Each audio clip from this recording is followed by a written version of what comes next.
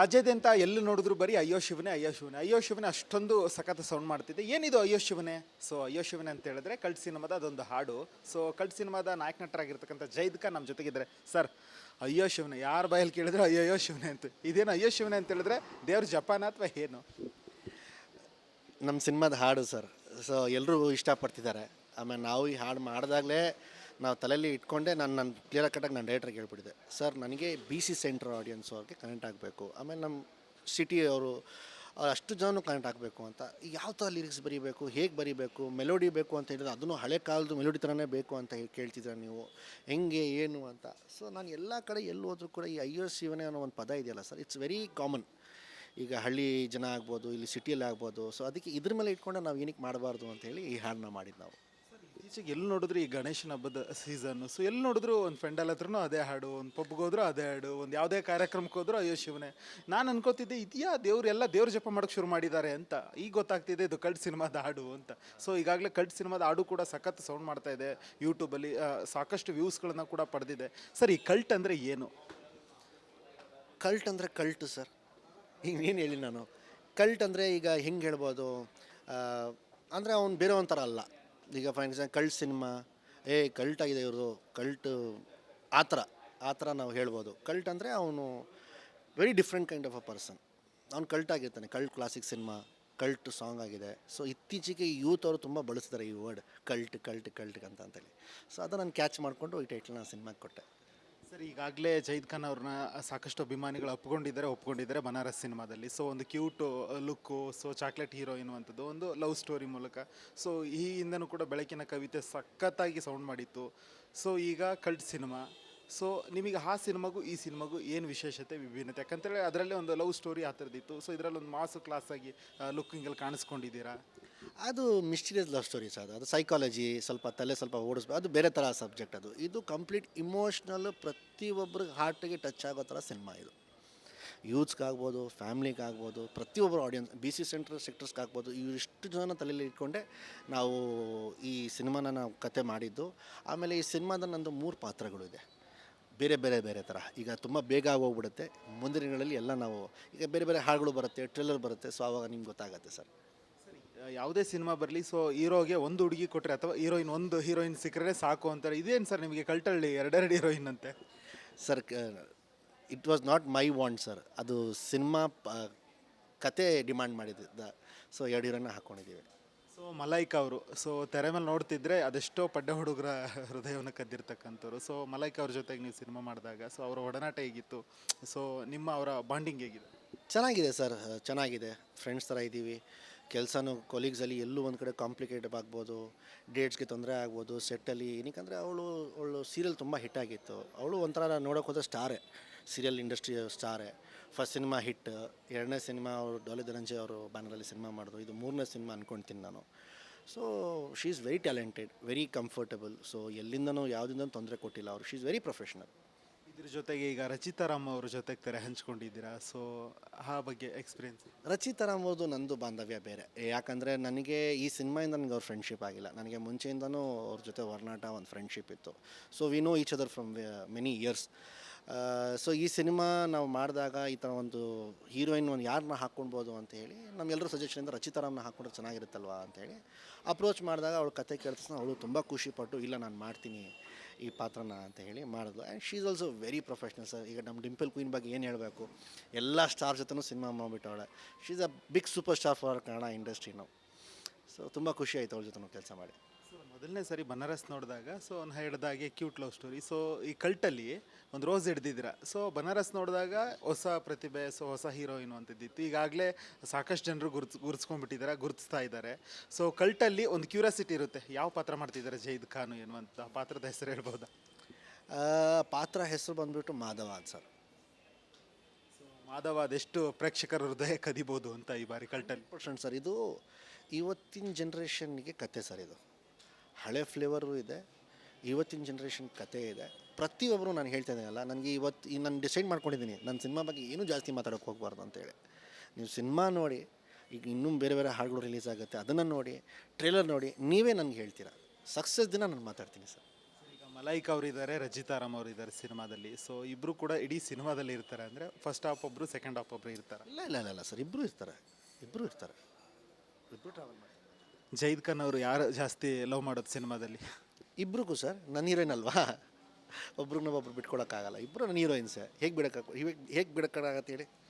ಇದ್ರ ಜೊತೆಗೆ ಡೈರೆಕ್ಟ್ರು ಸೊ ನಿಮ್ಮನ್ನು ಈ ಬಾರಿ ವಿಭಿನ್ನ ಪಾತ್ರದಲ್ಲಿ ತೋರಿಸಿದ್ದಾರೆ. ಸೊ ಒಂದು ಕ್ಲಾಸ್ ಆ್ಯಂಡ್ ಮಾಸು. ಸೊ ಇದನ್ನು ನೋಡ್ತಾ ಇದ್ರೆ, ಗ್ಲಿಮ್ಸ್ ನೋಡ್ತಾ ಇದ್ರೆ ನಮಗೆ ಒಂದು ಕ್ಯೂರಿಯಾಸಿಟಿ, ವಾಟ್ ನೆಕ್ಸ್ಟ್ ಅನ್ನುವಂಥದ್ದು. ಸೊ ಆ ಬಗ್ಗೆ ಅದೇ ಸರ್, ಗ್ಲಿಮ್ಸ್ ಇಷ್ಟು ದಿನ ಕಲ್ಟ್ ಪೋಸ್ಟ್ ನಾವು ಬಿಟ್ಟಾಗ ಸ್ವಲ್ಪ ನೆಗೆಟಿವಿಟಿ ಆಗೋಯ್ತು.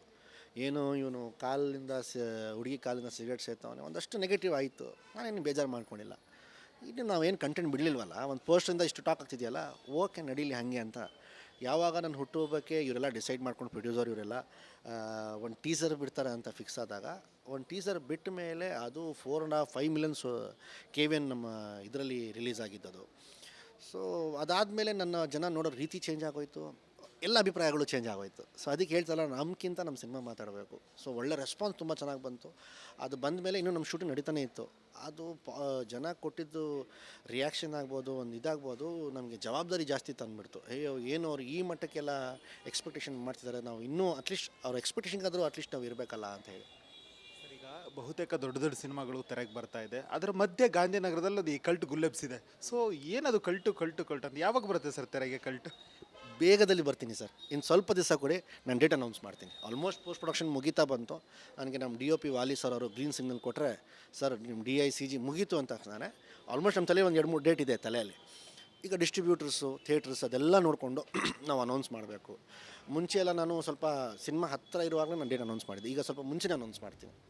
ಈಗ ಕಲ್ಟು ಸಿಕ್ಕಾಪಟ್ಟೆ ಸೌಂಡ್ ಮಾಡ್ತಾ ಇದೆ. ಸೊ ಈಗ ಅಯ್ಯೋ ಶಿವನೇ ಆಯಿತು, ಅದಾದ ನಂತರ ಯಾವ ಹಾಡು ಅನ್ನುವಂಥ ಒಂದು ಕ್ಯೂರಿಯಾಸಿಟಿ ಇದೆ, ಯಾವ ಹಾಡು ಬರ್ಬೋದು? ಇದೆ ಸರ್, ಈಗ ಹೇಳ್ಬಿಟ್ರೆ ಮಜಾ ಹೋಗಿರುತ್ತೆ. ಸ್ವಲ್ಪ ದಿವಸ ಕೊಡಿ, ಈಗಲೇ ತಾನೇ ಬಿಟ್ಟಿರೋದು. ನಾನು ಇನ್ನೇನು 8 ದಿನ ಆಗಿದೆ ಅಂತ ಅಂದ್ಕೊಳ್ತೀನಿ. ಇನ್ನು ಸ್ವಲ್ಪ ದಿವಸ, ಸ್ವಲ್ಪ ಅಯೋಶನ ಸ್ವಲ್ಪ ದಿವಸ ಓಡಲಿ, ಅದಾದಮೇಲೆ ಟೈಮ್ ನೋಡ್ಕೊಂಡು ಬಿಡ್ತೀವಿ ಸರ್. 8 ದಿವಸ ಬಿಟ್ಟರು ಕೂಡ ಅಷ್ಟೊಂದು ವ್ಯೂಸ್ ಕಂಡಿದೆ ಸಾಂಗು. ಸೊ ಅಯ್ಯೋ ಶಿವನೇ, ಸೊ ಅದೊಂದು ಹಾಡಿನ ಸಾಲ ಆಡ್ಬೋದಾ? ದೇವರನ್ನು ನನಗಂತೂ ಬರಲ್ಲ ಸರ್ ಹಾಡೋಕ್ಕೆ. ನನ್ನ ವಾಯ್ಸ್ ಅಷ್ಟೊಂದೇನು ಚೆನ್ನಾಗಿಲ್ಲ. ಈಗ ಜೈದ್ ಖಾನ್ ಅವ್ರನ್ನ ಸಿಕ್ಕಾಪಟ್ಟೆ ಹುಡುಗಿರು ಹಚ್ಕೊಂಡಿದ್ದಾರೆ. ಸೊ ಖುಷಿ ಆಗ್ತಿದೆ. ಸೊ ನಿಮಗೆ ಫೈಟ್ ಇಷ್ಟನಾ, ಡ್ಯಾನ್ಸ್ ಇಷ್ಟನಾ? Fight sir. ಡ್ಯಾನ್ಸ್ ಮಾಡೋಕ್ಕೆ ಬರೋದಿಲ್ವಾ ಜೈದ್ ಖಾನ್? ಬರುತ್ತೆ, ಖಂಡಿತ ಬರುತ್ತೆ, ಬರಲ್ಲ ಅಂತಿಲ್ಲ. ಬಟ್ ಅದು ಒಂದು ಸ್ವಲ್ಪ ನನಗೆ ಯಾಕೋ ಮೊದಲಿಂದನೂ ಸ್ವಲ್ಪ ನನಗೆ ಅಷ್ಟೊಂದೇನು ಇಷ್ಟ ಇಲ್ಲ. ಮಾಡ್ತೀನಿ, ಚೆನ್ನಾಗಿ ಮಾಡ್ತೀನಿ, ನಾನು ಅಂದ್ಕೊಂಡಿದ್ದೀನಿ, ಗೊತ್ತಿಲ್ಲ ನನಗೆ. ಬಟ್ ನೋಡೋಣ. ಈಗಾಗಲೇ ಬನಾರಸ್ ಸಕ್ಸಸ್ ಕಂಡಿದೆ. ಸೊ ಕಲ್ಟು ಕೂಡ ಸಕ್ಸಸ್ ಕಾಣುತ್ತೆ. ಆ ಒಂದು ಖುಷಿ ಇದೆ ನಮಗೂ ಕೂಡ. ಸೊ ನೀವು ಈ ಥರ ಸಿನಿಮಾ ಮಾಡ್ತೀನಿ ಅಂದಾಗ ತಂದೆಯವ್ರು ಏನಂತ ಹೇಳ್ತಾ ಇದ್ರು? ಸರ್, ನಂದು ತಂದೆಯವ್ರದ್ದು ಬಾಂಧವ್ಯ ಹೇಗೆ ಅಂದರೆ, ನಾವು ತಿಂಗಳುಗಟ್ಟಲೆ ನಾವು ಜೊತೆ ಮಾತಾಡಲ್ಲ ನಾವು ಒಬ್ರಿಗೊಬ್ರು. ಸೊ ಮೊದಲಿಂದನೂ ಹಂಗೆ ಬೆಳೆದ್ಬಿಟ್ಟಿದ್ದೀವಿ ನಾವು ಕೂಡ. ಅವರು ಹಾಗೆ ಇದ್ಬಿಟ್ಟಿದ್ದಾರೆ. ಸೊ ಸಿನಿಮಾಗೆ ಅವ್ರಿಗೆ ನನ್ನ ಕನೆಕ್ಷನೇ ಇಲ್ಲ.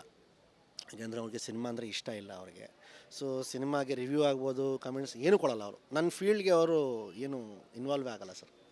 ಸರ್, ನಿಮ್ಮ ತಂದೆಯವರು ಜಮೀರ್ ಅಹಮದ್ ಖಾನ್ ಅವರು ಸೊ ಒಂದು ರಾಜ್ಯದ ಪ್ರಭಾವಿ ಸಚಿವರು ಕೂಡ. ಸೊ ಯಾವುದೇ ರಾಜಕಾರಣಿ ಮಗ ಆದರೂ ರಾಜಕಾರಣಿ ಆಗಬೇಕು ಅಂತ ಹಂಬಲಿಸ್ತಾರೆ. ಸೊ ನೀವು ಅದನ್ನು ಬಿಟ್ಟು ಬೆಳ್ಳಿ ತೆರೆದ ಮೇಲೆ ಮುಖ ಮಾಡಿದ್ದೀರಾ. ಸೊ ಯಾಕೆ ನಿಮಗೆ ರಾಜಕಾರಣದ ಕಡೆ ಮುಖ ಮಾಡಬೇಕು ಅಂತ ಅನ್ನಿಸ್ಲಿಲ್ಲ ಏನು? ನನಗೆ ಯಾಕೋ ಗೊತ್ತಿಲ್ಲ ಸರ್, ನನ್ನಂಥ ವ್ಯಕ್ತಿ ಅಲ್ಲಿ ಸೂಟ್ ಆಗಲ್ಲ ಅಂದ್ಕೊಳ್ತೀನಿ. ನಾನೊಂದು ಸ್ವಲ್ಪ ಶಾರ್ಟ್ ಟೆಂಪರು, ಸ್ಟ್ರೇಟ್ ಫಾರ್ವರ್ಡ್, ಸ್ವಲ್ಪ ಜಾಸ್ತಿ ನನ್ನ ಪರ್ಸ್ನಲ್ ಅಭಿಪ್ರಾಯ ನಾನು ಹೇಳ್ತಾ ಇರೋದು. ಬಟ್ ಆಮೇಲೆ ನನಗೆ ಯಾಕೋ ಮೊದಲಿಂದನೂ ರಾಜಕೀಯ ಹೋಗಬೇಕು, ಆ ಪವರ್ ಬೇಕು, ಆ ಒಂದು ಹಂಗರ್ ನನಗಿರಲಿಲ್ಲ. ಬಡವ್ರಿಗೆ ಒಳ್ಳೇದು ಮಾಡಬೇಕು ಅಂತ ಸರ್ ಯಾವ ಫೀಲ್ಡಲ್ಲಿದ್ದರೂ ಮಾಡ್ಬೋದು. ಸಿನಿಮಾ ಫೀಲ್ಡಲ್ಲಿಂದ ಮಾಡಬೇಕು ಅಂತೇನಿಲ್ಲ, ನಿಮಗೆ ರಾಜಕೀಯಕ್ಕೆ ಹೋಗ್ಬಿಟ್ಟು ಮಾಡಬೇಕು ಅಂತ ಏನಿಲ್ಲ, ಮಾಡೋಕ್ಕೆ ಮನಸ್ಸಿರ್ಬೇಕು ಅಷ್ಟೇ ಸರ್. ಇದ್ರ ಜೊತೆಗೆ ಜಮೀರ್ ಅಹಮದ್ ಸರ್ ಅಂತ ಹೇಳಿದ್ರೆ ಸಾಮಾಜಿಕ ಅವ್ರ ಕೆಲಸ ಅಂದರೆ ರಾಜಕಾರಣದ ಜೊತೆಗೆ ಒಂದಷ್ಟು ಕೆಲಸಗಳು, ಸಾಮಾಜಿಕ ಸೇವೆ ಮಾಡ್ತಿದ್ದಾರೆ. ಸೊ ಅವ್ರನ್ನ ಇನ್ನೊಂದು ಹೆಸರಲ್ಲಿ ಕರ್ಣ ಅಂತಲೂ ಕರೀತಾರೆ. ಸೊ ಯಾರೇ ಬಂದರೂ ಕೂಡ ಇಲ್ಲ ಅಂತೇಳಿ ಕಳಿಸೋದಿಲ್ಲ. ಸೊ ಅವ್ರ ರೀತಿ ನೀವು ಕೂಡ ಏನಾದರೂ ಸಾಮಾಜಿಕ ಸೇವೆ ಮಾಡ್ತೀರಾ ಈ ಸಿನಿಮಾದ ಜೊತೆಗೆ? ಗೊತ್ತಿಲ್ಲ ಸರ್, ಕೆಲವರು ಯಾರು ಬರ್ತಾರೆ ಕೇಳಿಕೊಂಡು, ನನ್ನ ಕೈಲಿ ಆದಷ್ಟು ನಾನು ಮಾಡ್ತೀನಿ ಸರ್.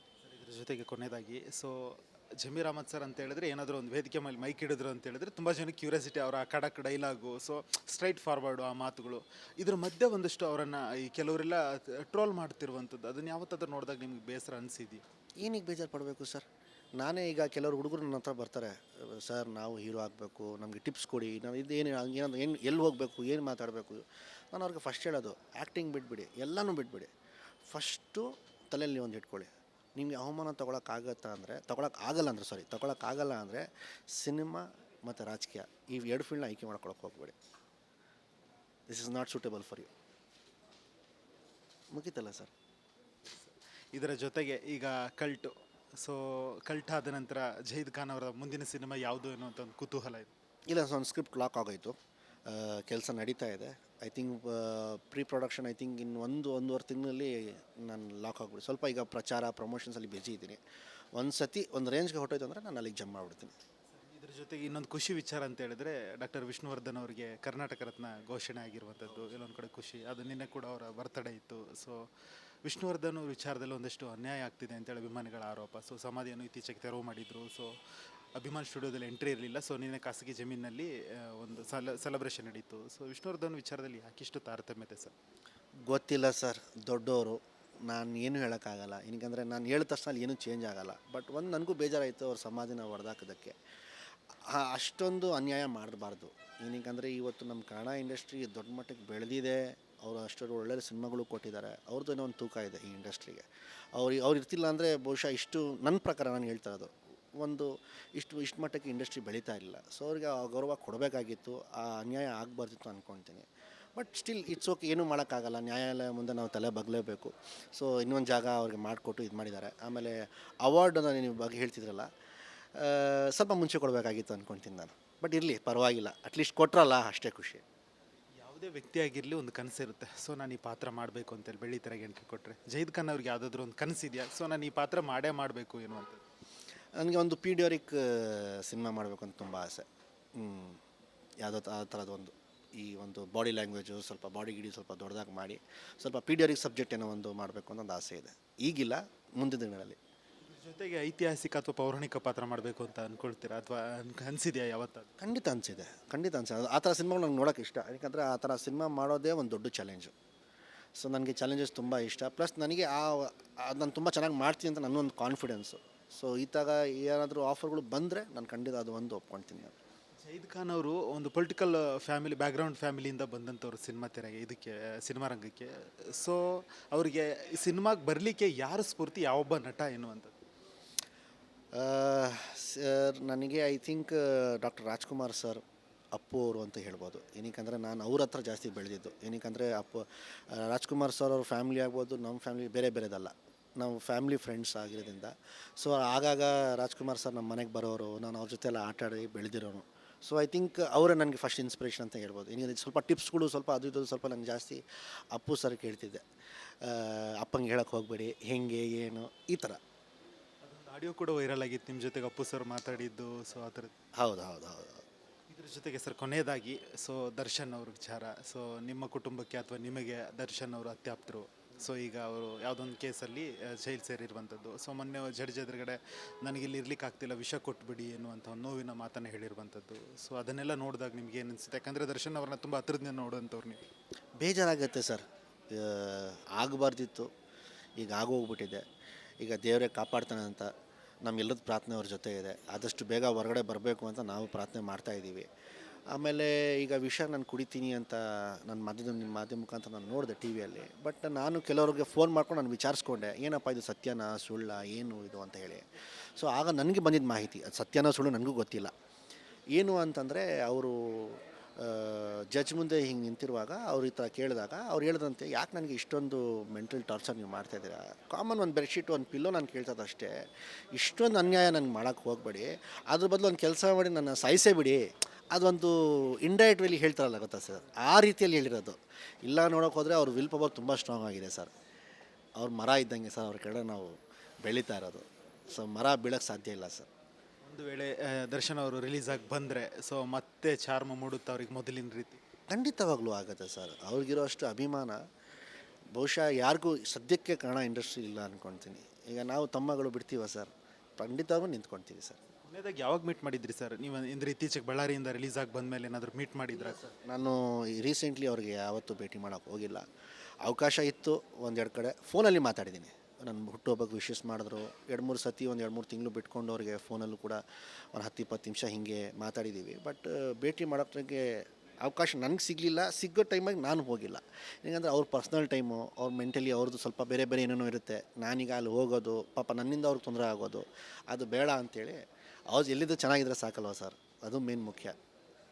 ಸೊ ಸೊ ಈಗ ಆಯಿತು, ಜಮೀರ್ ಅಹಮದ್ ಖಾನ್ ಸರು ಸೊ ಮನೆಗೆ ಬಂದಾಗ ನಿಮ್ಗೇನಾದರೂ ಸಜೆಷನ್ ಕೊಡ್ತಿರ್ತಾರೆ. ಅವರಿಗೆ ಚಿತ್ರರಂಗದ ಬಗ್ಗೆ ಅಷ್ಟೊಂದು ಗೊತ್ತಿಲ್ಲ, ಆದರೂ ಕೂಡ ಇವ್ರ ಹತ್ರ ಕಲಿ ಅಥವಾ ಇವ್ರ ಹತ್ರ ತಿಳ್ಕೊ, ಸೊ ಈ ರೀತಿ ಮಾಡು ಅನ್ನುವಂಥದ್ದು ಏನಾದರೂ ಒಂದು ಸಜೆಷನ್? ಇಲ್ಲ ಸರ್, ನಮ್ಮ ತಂದೆ ನನ್ನ ಜೊತೆ ಸಿನಿಮಾ ವಿಚಾರಕ್ಕೆ ಏನು ಮಾತಾಡಲ್ಲ, ಏನೂ ಇಲ್ಲ. ಚೆನ್ನಾಗಿದೆ ಅಂತಲೂ ಹೇಳಲ್ಲ, ಕೆಟ್ಟದಾಗಿದೆ ಅಂತಲೂ ಹೇಳಲ್ಲ. ಲಾಸ್ಟ್ ಟೈಮ್ ಅವರು ಒಂದು ಈವೆಂಟಲ್ಲಿ ಕೂತ್ ಕಣ್ಣೀರು ಹಾಕಿದ್ದು ನೋಡಿದ್ದು, ಸೊ ಸಿಕ್ಕಾಬಟ್ಟೆ ವೈರಲ್ ಆಗಿ. ಅದೇ ಲಾಸ್ಟ್ ಅನ್ಕೊಳ್ತೀನಿ. ಅದನ್ನು ಆ ಇವೆಂಟಿಗೆ ದರ್ಶನನ ಫೋರ್ಸ್ ಮಾಡಿದ್ದಕ್ಕೆ, ಬೈ ನೀವು ಬರಲಿಲ್ಲ ಅಂದ್ರೆ ನಾನು ಬರಲ್ಲ, ಈಗಲೇ ಹೇಳ್ತಾ ಇದ್ದೀನಿ. ಅವ್ರು ಯಾವುದೇ ಕಾರಣಕ್ಕೂ ಬರೋಕ್ಕೆ ರೆಡಿ ಇರಲಿಲ್ಲ. ಅವ್ರು ಹೇಳಿದ್ದಕ್ಕೆ ಅವ್ರಿಗೋಸ್ಕರ ಬಂದಿರೋದವರು ಅಷ್ಟೇ. ಸೊ ಫೈನಲಿ ಈಗ ಕಲ್ಟು ಸಖತ್ ಸೌಂಡ್ ಮಾಡ್ತಾ ಇದೆ. ಸೊ ಒಂದಷ್ಟು ಫ್ಯಾನ್ಸ್ಗೂ ಕೂಡ ಕುತೂಹಲ ಇದೆ, ಆದಷ್ಟು ಬೇಗ ಸಿನಿಮಾವನ್ನು ಕಣ್ಣು ತುಂಬಿಕೊಳ್ಬೇಕು ಅಥವಾ ಮತ್ತೊಂದು ಹಾಡು ಯಾವುದು ಆ ಹಾಡನ್ನು ಕೇಳಬೇಕು ಎನ್ನುವಂಥದ್ದು. ಸೊ ಫೈನಲಿ ಆಡಿಯನ್ಸ್ಗೆ ಏನು ಹೇಳ್ತೀರಾ? ನಮ್ಮದು ಅಯ್ಯೋ ಶಿವನೇ ಹಾಡು ಬಿಡುಗಡೆ ಆಗಿದೆ ನಮ್ಮ ಆನಂದ್ ಆಡಿಯೋ ಯೂಟ್ಯೂಬ್ ಚಾನಲ್ಲಿ. ನಿಮ್ಗೆಲ್ರಿಗೂ ಇಷ್ಟ ಆಗಿದೆ ಅಂತ ಅಂದ್ಕೊಳ್ತೀನಿ. ಆಮೇಲೆ ಯಾರ್ಯಾರು ನೋಡಿಲ್ಲ ದಯವಿಟ್ಟು ಯೂಟ್ಯೂಬ್ಗೆ ಹೋಗಿ ನಮ್ಮ ಆನಂದ್ ಆಡಿಯೋ ಯೂಟ್ಯೂಬ್ ಚಾನಲ್ಲಿ ಹೋಗಿ ನೋಡಿ ಹರಿಸಿ ಆಶೀರ್ವಾದಿಸಿ ಅಂತ ಕೇಳ್ಕೊಳ್ತೀನಿ. Thank you. ಓಕೆ ಸರ್, ಇದಿಷ್ಟು ಕಲ್ಟ್ ಸಿನಿಮಾದ ನಾಯಕ ನಟರಾಗಿರ್ತಕ್ಕಂಥ ಜೈದ್ ಖಾನ್ ಅವರ ಮಾತಾಗಿರುವಂಥದ್ದು. ಕ್ಯಾಮ್ರಾ ಪರ್ಸನ್ ದೀಪಕ್ ಜೊತೆ ಪ್ರವೀಣ್ ಕುಮಾರ್ ಸರಂಗಳಿ, ರಿಪಬ್ಲಿಕ್ ಕನ್ನಡ.